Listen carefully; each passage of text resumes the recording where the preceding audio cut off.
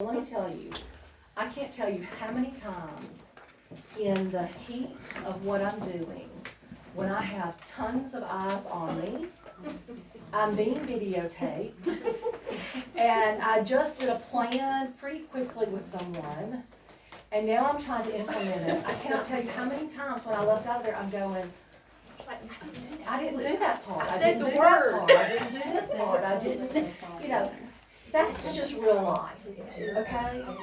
What you're taking from this today is what are the things that you're experiencing through this that you feel like you're going to be able to take that's going to help you as you get stronger in it. It's not going to make you, you're not changing a lot of things that you're doing, you're just going deeper and stronger with some things. Does that make sense? Okay, thank you. You're welcome. I've been there many times in my life. I've just been being filmed for so long now, I just don't even pay attention to it anymore. Okay, so I want you and I to talk for just a few minutes about our kids, okay? And then what's going to happen is that we're going to have them share with us what they learned about the kids too, all right? So, in thinking about the students, what did you notice about your kids today in their reading and then even in their comprehension? What are some things that you noticed? Okay, Blake, which would be, at number 1? Uh-huh. Okay, y'all can tell she's got a lot of information to share. She struggles just with completing tasks. And I noticed, we noticed that she didn't get the book finished, and that's an everyday occurrence. So I didn't know how to address that. Here's my thing with Blake, okay? She was struggling in the text itself at times. Okay. Does that make sense? Right, I got you. It may have just been this text, all right? So if I'm her teacher, or if I, anyway, my point is that I would probably continue to try her in another J-text again to see. Okay. But if I see that she's doing a lot of struggles that she's doing right now, then I may try to move her back a little bit in order to firm up so she's ready for this text. Gotcha. Does that make sense? Right. I can't tell you that today for sure, Right. because it could have just been this text, because you had moss, Right. okay? And then you had more on that page too. Mm-hmm. And so she was trying to say more, and she was getting moss most of the time. It was my number 3 little boy that kept saying most, okay? Right. But anyway, but every time she still would come to most, she still wanted to say more. She was struggling with it. She was struggling with like the word far, which was kind of surprising to me. Does that make sense? Mm-hmm. So was it me? No, I mean, was it me that she was I think listening to, or if it was just... She's such a verbal child, and she's very well spoken, that sometimes it might mask some of deficiencies that she has in reading, because she is so well spoken and can communicate well and share a lot, and has a lot of life experiences. I wonder sometimes. Yeah. So that would be my question. So like I said, I would probably either do one of several things. I might try her in 2 different groups tomorrow. I'm just saying tomorrow, like tomorrow could be tomorrow or tomorrow. Right. All right. So it might be that if I have a group that's on an I, or even a lower level, okay, not too low, but just a little bit lower, I might call her back and let her just participate in that group with me, and see how she handles the text that time. See what she's doing. If she does well in that text, then that lets me know she's got some reading strategies that she needs. All right? So what was it about this particular text? Or I'm going to try another J fiction text. Now, this is those times, I tell you, I like to alternate. But in this case, I need to know, because this was a fiction text, can she handle another fiction text?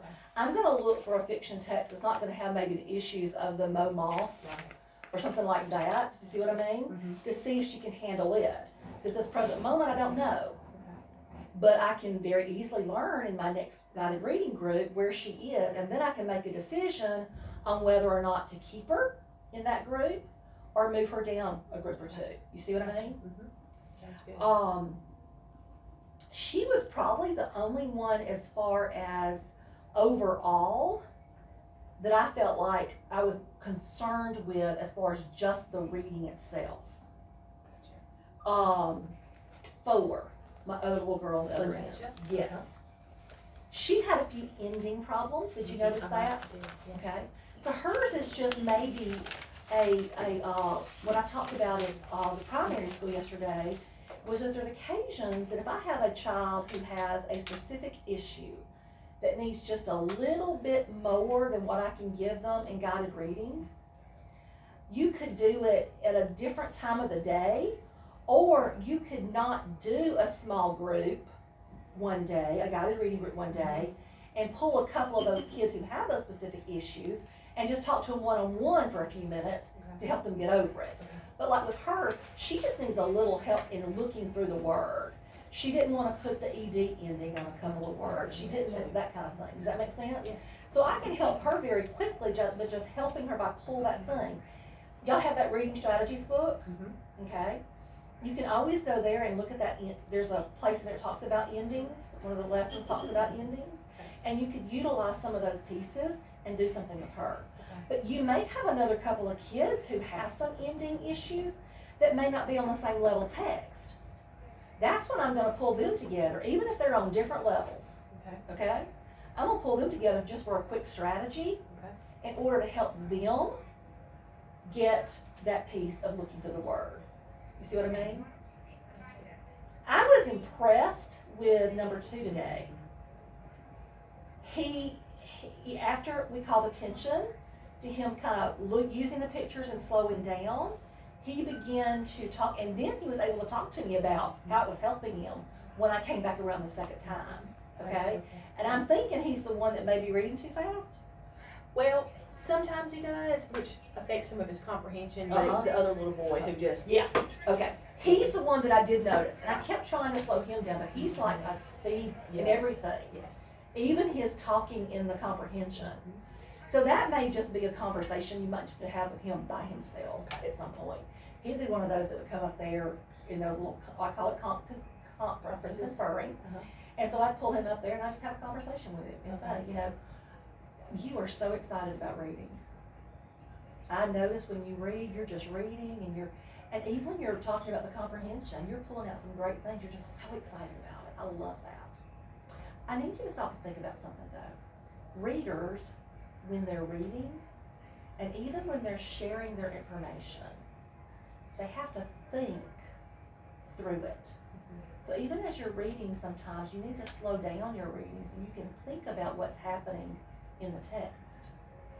And then even before you go to respond to a question sometimes, you need to think. That was part of the reason why I had them do this, was have them put their finger here and think. And he did, but then he immediately came out with the answer. Does that make sense? So that's just a routine that you can begin to teach them, that you can't talk until I say, okay, now share. No, sometimes it is sort of overwhelming. They all just coming at you, you know, and it's just, so they just have to calm it. Yeah. And it's beginning to, I mean, you don't want to stop what you're doing and teach them how to have conversation. Right. So what you do is you continue doing what you're doing, but through it, you begin to teach them.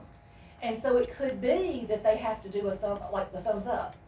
When they're ready to share, do a thumbs up, and you don't even have to say their name, you could just point. And when you point to them, they can share what they're talking, and then point to the next one, and then point to the next one. Because one of the things I hope that you were noticing too, that I noticed, was that because they wanted to share, they were doing a lot of the talking in that conversation. And that's what we wanted to happen. But what we want to grow them into, and we'll continue to work on this, because this will be another thing for our next one too, okay? Is we want to grow them into the fact where they are having conversation, but they are stemming off of each other. You know what I mean? So you say something and they go, yes, I agree. And I also think da-da-da-da-da, instead of repeating exactly what that person said, coming to the I agree, whether it's doing this or just the word I agree before they say what else they want to say. Does that make sense? Yes. All right. So, what do you think made the difference in what we saw today? Anything, do you think we did anything in our lesson that may have helped? I think just reminding them to, that was our goal, to look at to use the illustrations, to have a clear understanding. And I think once we sort of reminded them about that, which I think subconsciously they do, but once we reminded them, they really sort of got on board with it, I think they were starting to reach that goal today. For the most part, they were starting to use their pictures. Right. Some were a little bit deeper in their Right. understanding than others, but at least we know they're moving into that using that goal. And you could tell too how they were just bringing in, experiences that they had. Some were a little bit deeper than others.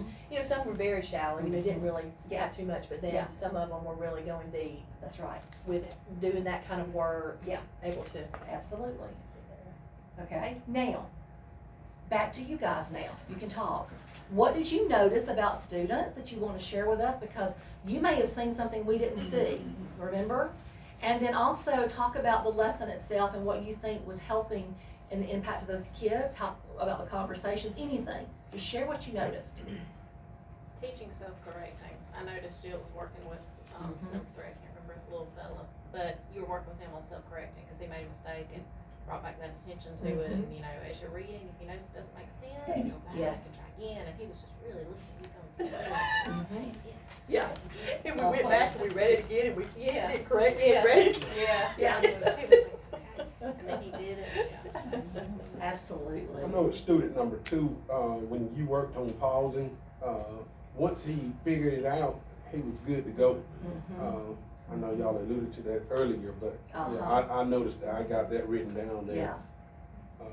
Also, 3, I like the way he used the pictures. Y'all come in and you like the way he used the pictures for words and worked on words that doesn't make sense. Worked on those and encouraged him to track back. That's important. Track it back. Let's read it. Let's read it again. And I think they get better and they self-correct. They learn that way. Because that is a way to help them learn how to self-correct. Right. They self-correct. Absolutely. What else? One thing she did was she pointed out some of the good things that the student did. I think it was student number 1 made a mistake and she went back and fixed it. And at that point you said, I like the way that you did this. You looked at the picture, and hearing those encouraging words. Absolutely. I think we need to do that so much. Sometimes we just get so busy that we forget to brag. And I know I forget to do that sometimes. Like when we're talking, you always say something positive. I'd like for you to now do this, and I'm thinking I need to be more like that. I like when you were telling me, because we talked about it yesterday too, but you pointed out, I noticed that when we took your finger away, you weren't as choppy. And so that kind of gave them the, hey, I can do this kind of deal. But you also, when you had them go back through and find a page that shows me what you think about the Moss Brothers, they were given different examples, and you told me, you're making connections, but you said, let me tell you what I'm thinking here, to try to help them tie it together. And just modeling that thinking. That's the time, you know how I talked about before when we met and we were talking about that there would be times that you were going to have to model your thinking for them in comprehension. That's what I mean. Because they don't have the tools yet to know exactly what they're doing often in comprehension. Sometimes they do it and sometimes they don't do stuff, okay? But the more that you call attention and help them see what they're doing, the more they want to do it and they begin to do it. You see what I mean? Because I wanted to chime in earlier when y'all talked about, the picture. And they said it looks like they were very busy because they got sticky notes and this, that, and the other. And I wanted to say, well, I see one with his feet kicked up on pizza boxes in the trash can. Does that really look like they're busy? I wanted to allude to that, but I was like, I was itching. The teacher in me came out. I wanted to say. But anyway, I thought about that. No.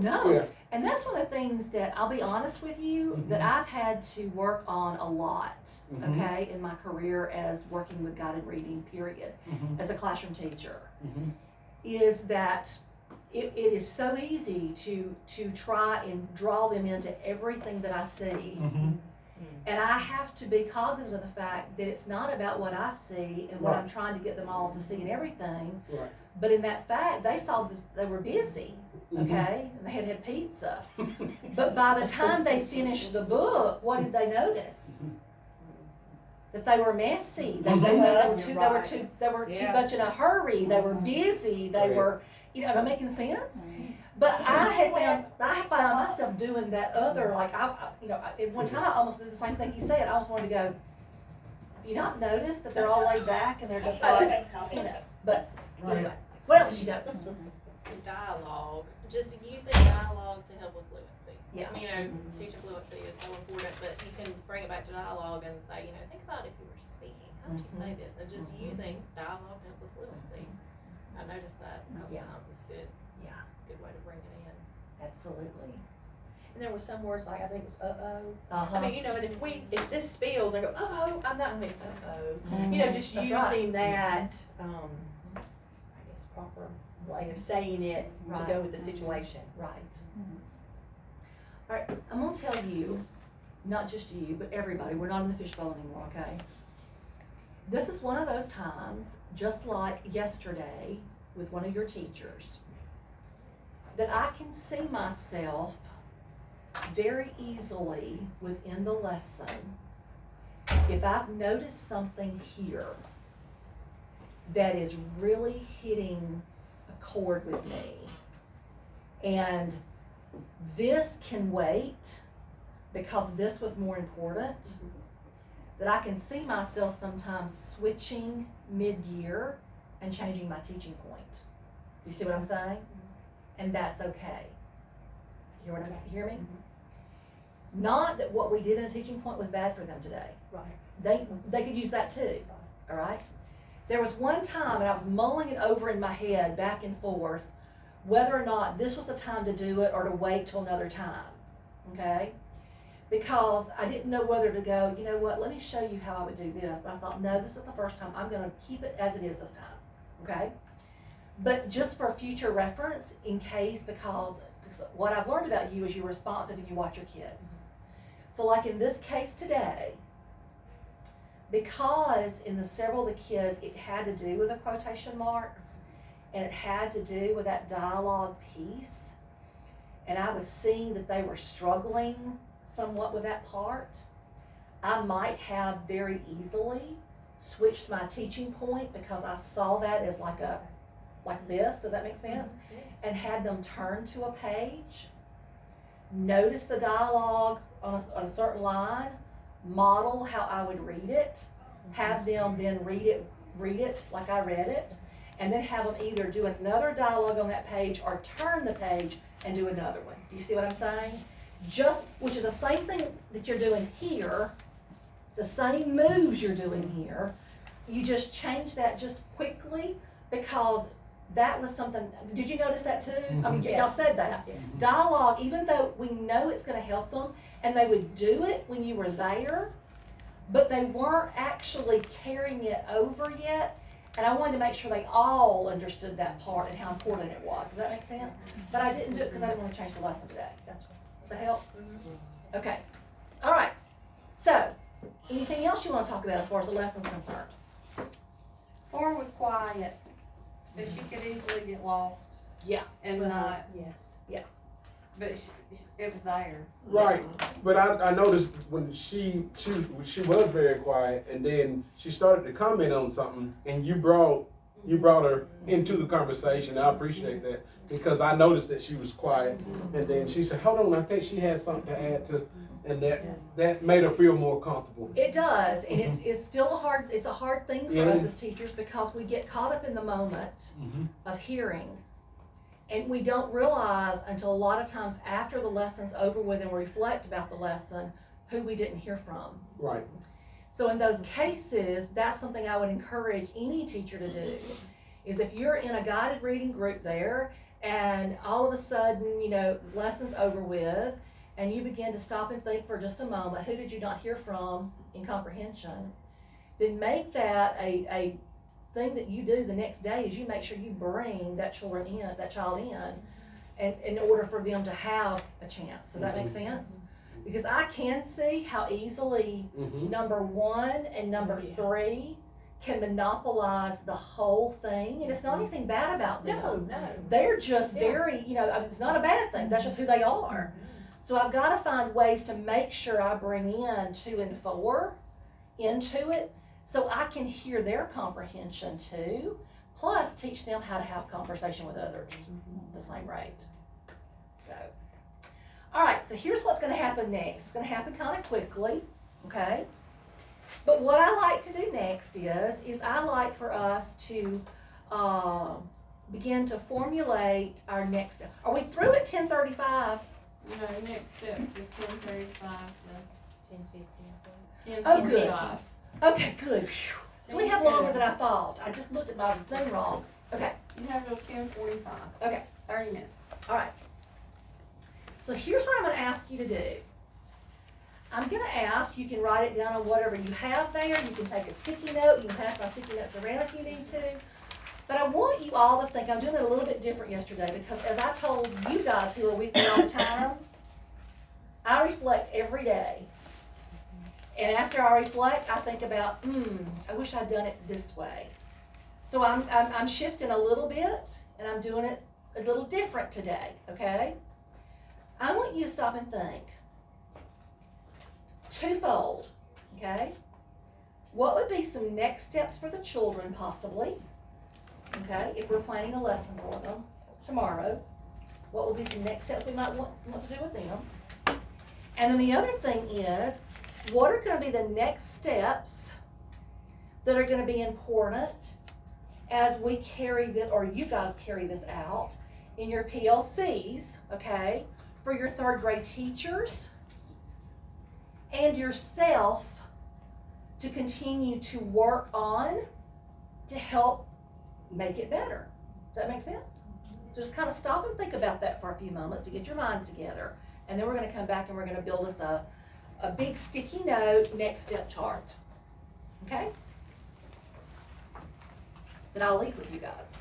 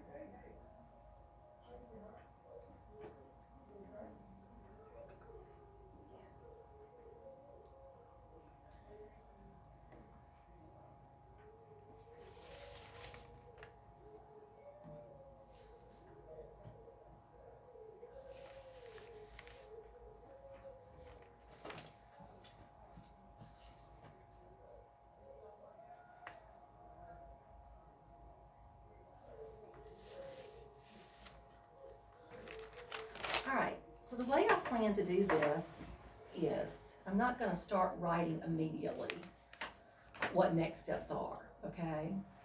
We're gonna share out what are some things we're thinking, all right? Then we're gonna come back and we're gonna decide from the things we're thinking, what do we want to truly make our next steps? This is how I'm doing it different, Connie, so, you learn better, and you do better the next time, right? Okay, all right. So let's kind of just start sharing out, what are some possible next steps? Spam's calling. What are some possible next steps we might could take? Definitely dialogue. Dialogue? I was thinking strategy groups, like That's what I wrote down. Pulling Self- them over. self-monitoring. Little smaller groups of strategies. That's what I wrote. Like during that extended learning time. Mm-hmm. Or I mean, I was just even thinking like in the morning while a couple are finishing their breakfast, Mm-hmm. during bus time, because the days are pretty packed, Yeah. but just different times that I could pull them over, do a little mini lesson. type As deal. long as, okay, here's Vicki taking care of teachers too, all right? As long as you don't overwhelm yourself, all right? So yes, during the morning, during whatever, breakfast, that kind of stuff, do what you can, but don't feel like you got to get a ton of them in during the breakfast hour. And I heard Okay. you say also that you could not teach a guy to read That's that right. day. That's right. And And just pull instead in. teach That's the right. strategy groups. Absolutely. Yeah, you could do several. I'm you know. sitting here going back to years ago when we did growing readers, and now how the reading conferencing and Uh-huh. conferring, and off of that we were trying to do with reading mastery going on to how well now it would fit. Conference with each one and, We had a kind of a, yeah. So I don't know, I know. I think those are some good next steps though, don't you think so? And they're doable, yes. all right? Because I'm all about making it doable, okay? So let's now think about as far as third grade's concerned. What are some possible next steps that you feel like, and let's hear from the teachers first, okay? Teachers, what are some possible next steps that you're seeing from what we experienced today, okay? What are some things that you feel like are doable as you begin to have some PLCs or parts of the PLCs or whatever it happens to be? But, to share with your teachers to begin to make some things that we can start working on. What are some possible things? I think like what you just said, to make them, myself included, that it is okay to not do a guided reading group and to do some strategy groups. I think, because I mean, they're just like us, they wanna do everything that they're supposed to do and follow it to a T. Okay. And like you told me, just to use those teachable moments, and it's okay to go from the text. When you're introducing the text, just to definitely use that first and last bullet, just wanna share that. And then also after we read the text, I just like how you shared, this is what I noticed about how it's just a time to brag on each child. I think we mean to do that, but sometimes it just gets caught up in the shuffle. Yeah. Okay. What you thinking, Miss Marjorie? A lot of what she said too, and something else just minor, but when we have a group of kids and I have one with like 5 and they're talkers, doing the whole just hold your thumb up, because they all want to talk at the same time. Yeah. Just that little strategy of thumb up, wait till I point to you, so that you can share, because they all want to share and they start, and it's hard to hear everybody. I just like that little strategy. So maybe Share I'm with just gonna everybody. write down like conversation symbols or something like that. Is that okay? I think that would help us know. Okay. With the writing, we didn't get to that. Yeah. And also just reminding everybody it's okay. You don't get to. right. It's okay. And to pick and choose what you think those kids need. I mean, Yeah. if they need the writing option, or if they need the word work. I mean, whichever one you think they might need. If you could do it both, great. But if you can't, it's okay. The thing I do wanna say here though, cause just make sure I'm clarifying. Word work, you wanna do the majority of the time, Okay. all right? The writing, you just wanna make sure you are getting in at least once or twice a week, depending on how many times you see that group, Okay. okay? But the word work is the part that's gonna continue to help them as they continue to go further. But the writing is what links it all together. Am I making sense? That's why you wanna at least do it once or twice a week, depending upon. If I only see that group twice a week, Yeah. then it may be only they do the writing about reading with that one once. But, because they're third graders, if I'm only seeing them twice a week, they're probably my top readers. So you can think outside the box in the fact that some of their own reading they're doing, you could utilize the strategy without it being about that specific book. So today, when you guys get finished, some of you are reading some chapters, some of you are reading this, I want you to do me a favor, and I want you to summarize the chapter you're reading. Or I want you to summarize the book you just read, because some are gonna read a book, they're a thin book, some are gonna read a chapter. So you're still getting them to do some of this in those top groups. You couldn't do it for your low groups, because they're not ready for that. But as an extension for those top ones, they could do that. So that way they are actually linking and getting that reading and writing connections there. Does that make sense? I think letting them know to try to start at the table, send them back, let them do it independently, and then come back the next day and share is important. Yeah. Because for me, I had them at the table with me, I did it with them, I broke my lesson up into 2 days, because I wanted to make sure they're doing the writing like they should, but I could really save time by sending them back and make sure they're doing it independently, and then come back and share. So. And yesterday, just FYI, with first grade, one of the things that we talked about was depending upon the group, because you may have some occasionally in your third grades that some of the things they can't do completely all by themselves. So like what we did is that we had the kids turn and share with a partner at the table what they were going to write about. Actually, they were gonna draw a picture, and then they were gonna tell about the picture that had to do with the story, okay? It was the ending of the story. And so we had them turn and tell their partner what they were going to actually draw. So that gave them purpose, and they knew exactly when they left what they were gonna do. So if you have those kids who need that little bit of a scaffold, you can tell them what they're gonna do and say, now, before you go back, I want you to turn and tell your partner what you're planning to write about. You see what I mean?